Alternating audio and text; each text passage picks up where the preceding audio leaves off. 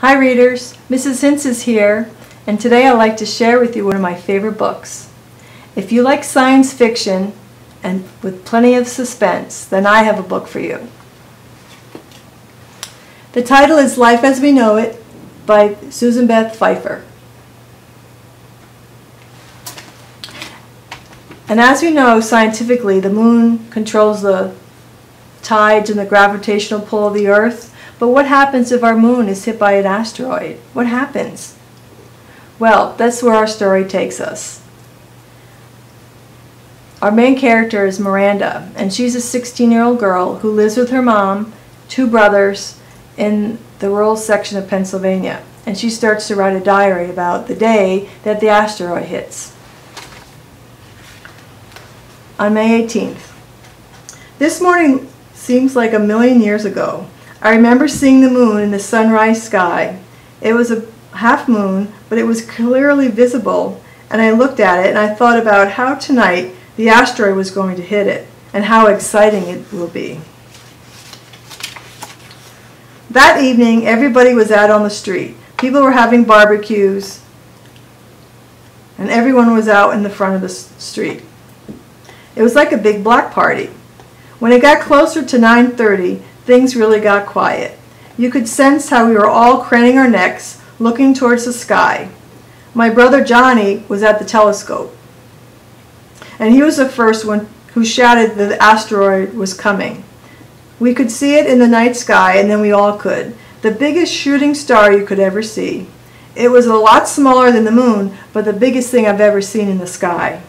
And it looked like it was blazing, and we all were cheering. An hour later, we were watching CNN to try to explain what had happened. The moon wasn't a half moon anymore. When I looked up at the sky, it was tilted and wrong, and a 3/4 moon, and it got larger, way, way larger. It was smack in the middle of the sky, way too big, way too visible. Something was not right. And you could see the details of the craters without binoculars. That was in May. By August, the natural gas supply has run out. And I asked Mom about this, and she said that we could cook our food and heat our water on the wood stove, so we'll be okay. And she said she didn't know what was going to happen to people who didn't have wood stoves. She guessed they would have to move or go down south. Although she heard on the radio this morning that North Carolina had already had a frost, and she wasn't sure that other places were going to be much better. No one's crops were doing well because there hasn't been any sunlight in a month, nor has there been any rain. So we're all going to freeze and starve no matter where we are. Mom didn't exactly put it that way. Actually, she said that we'll be fine because we have heat and food and each other. But by February, we were low in electricity. On February 27th, 12 minutes of electricity at 9:15 p.m. Mom changed her mind about the laundry and said we'll have to wait for daylight. The next day, February 28th, we had 6 minutes of electricity at 4:45 a.m. Big deal. I know I should be excited about having electricity 3 days in a row, but we need more food than we need electricity.